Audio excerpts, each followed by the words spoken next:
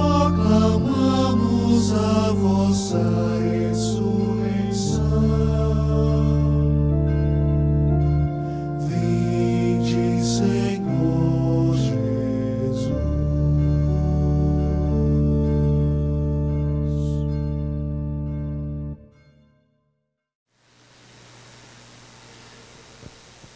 A parábola que acabamos de ouvir, chamada de parábola dos talentos, precisa ser muito bem compreendida. Senão traz às pessoas, muitas vezes, medo e terror.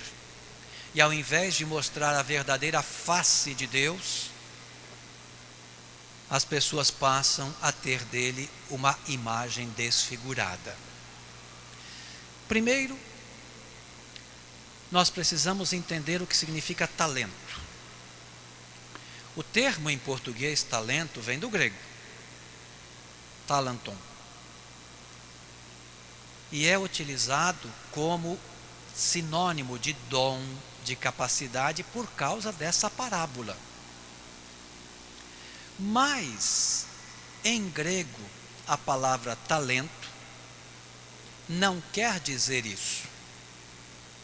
Isso fica claro quando aquele que recebeu um talento diz: escondi o teu dinheiro.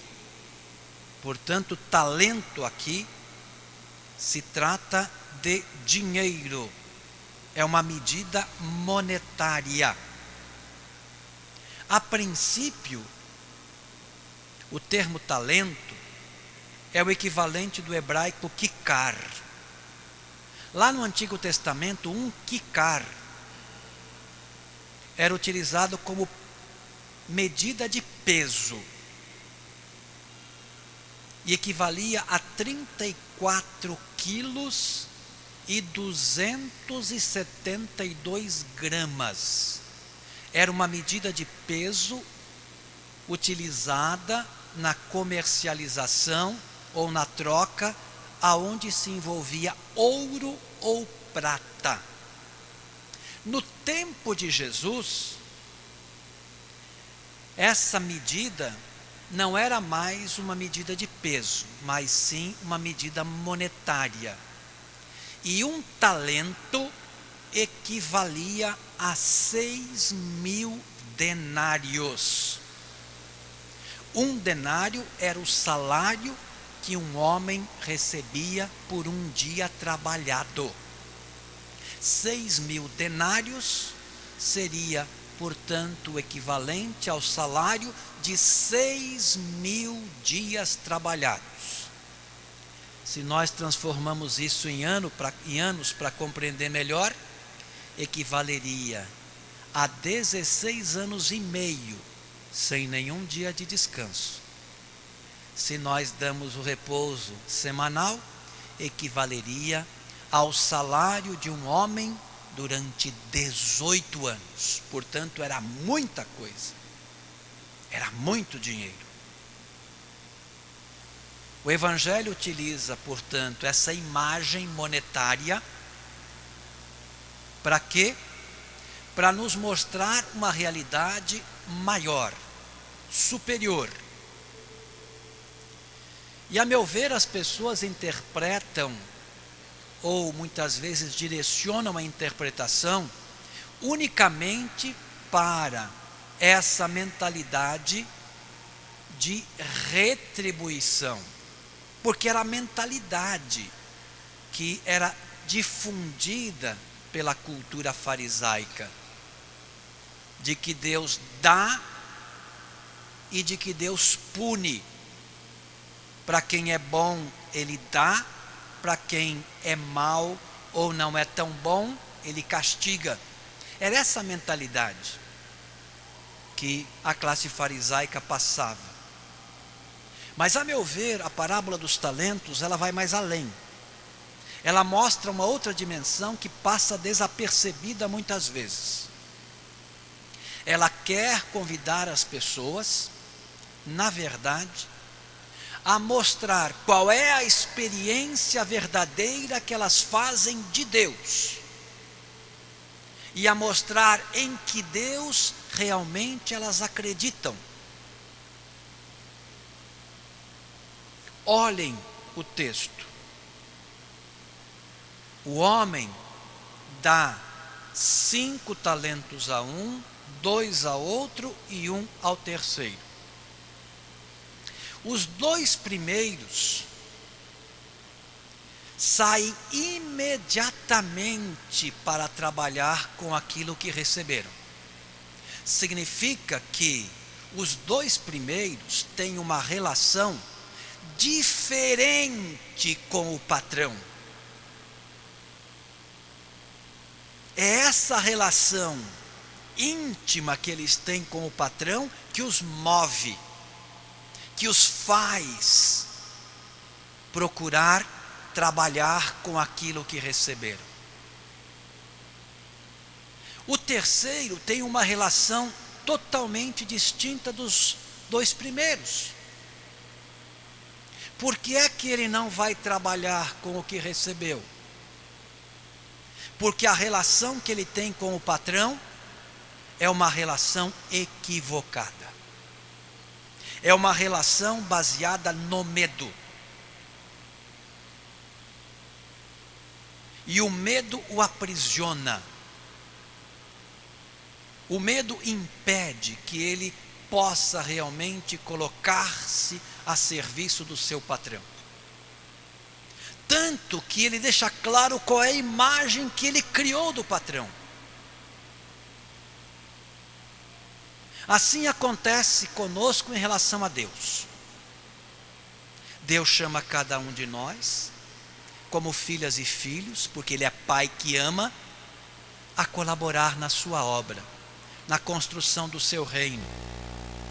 Ele não exige de ninguém algo que a pessoa não possa oferecer, de ninguém. Agora, a maneira como nós vamos responder ao chamado de Deus depende da maneira como nos relacionamos com Ele, da imagem que temos dele. Se nós temos consciência que esse Deus que nos chama é aquele que Jesus revelou, que é um Deus de amor, que é um Deus que é Pai, nós, por recebermos tanto amor, procuramos o mais rapidamente possível corresponder à vontade expressa de Deus. Porque o amor nos move, o amor nos impulsiona, o amor nos impele, o amor nos liberta. Agora, se nós não conhecemos a Deus como Deus se revelou, se nós não acolhemos essa proposta de Jesus de verdadeiramente termos um Deus que é Pai, que ama, o que é que nós vamos fazer? Nós vamos inventar um Deus. Nós vamos criar uma imagem distorcida de Deus. Vamos criar uma imagem à medida da nossa humanidade, com a nossa pequenez, com a nossa mesquinhez.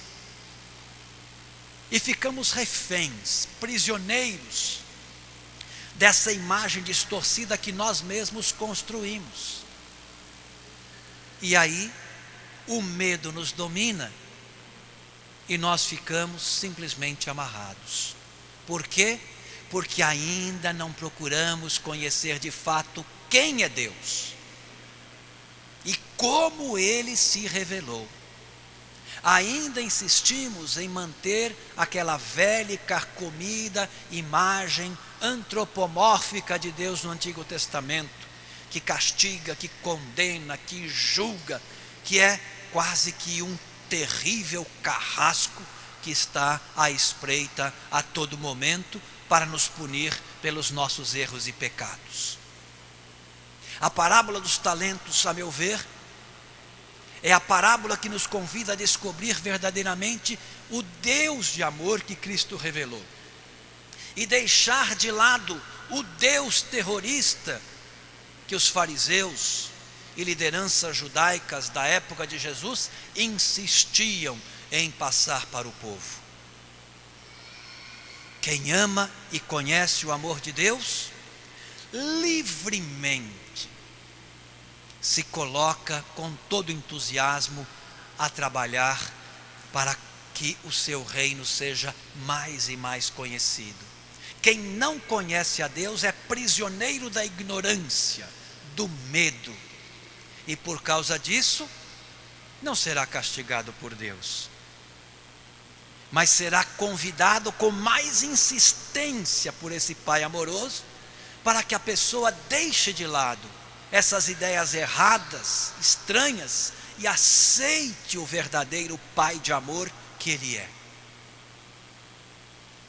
Quem não conhece Deus como o Deus que é Pai que ama, ainda será prisioneiro do medo. Somente a consciência verdadeira de Deus e Deus amor é que nos liberta. Peçamos a esse nosso Deus e Pai que Ele toque o nosso coração e a nossa mente, para que Ele limpe de nós todos os erros ou imagens equivocadas que em nós ainda habitam a seu respeito, para que purificados e libertos em seu amor, sejamos todos suas filhas e filhos queridos, que trabalham com alegria e entusiasmo para melhorar esse mundo, dizendo a Deus: eu acredito em você como Pai que ama, e eu quero servir a você para corresponder a esse amor que me é dado. Vamos em pé, por favor, ficar, e nesse Deus que ama sempre, sempre a todos, professar a nossa fé. Creio em Deus Pai Todo-Poderoso, Criador do céu e da terra, e em Jesus Cristo, seu único Filho. Pedra só tem sentido quando ele abriga o templo verdadeiro, que são as pessoas. O mesmo Deus que nós adoramos lá no sacrário, Ele também está vivo dentro de cada um. O mesmo Deus que nós recebemos em comunhão nesse altar, está vivo em cada ser humano. Portanto, cada ato de desamor a alguém é um sacrilégio, é uma ferida que abrimos no coração de Deus. Vamos, portanto, ao celebrar a dedicação daquela que é chamada a mãe de todas as igrejas, porque é a sede do bispo de Roma, a sede do Papa, que Ele nos dê a graça de nos unirmos numa grande frente de amor e solidariedade, de defesa da dignidade humana, de resgate daqueles que estão sendo esquecidos, humilhados, ou muitas vezes sendo considerados até como seres supérfluos. Que o Deus da vida, que em nós e em todos faz morada, realmente nos ajude a viver esse projeto de amor e vida que em Cristo Jesus ao mundo foi oferecido. Com o coração aberto, em comunhão com o Papa e com todas as pessoas do mundo, como templos do amor de Deus, vamos ficar em pé, por favor, e nesse Deus que é Pai e a todos ama e em todos habita, professar a nossa fé.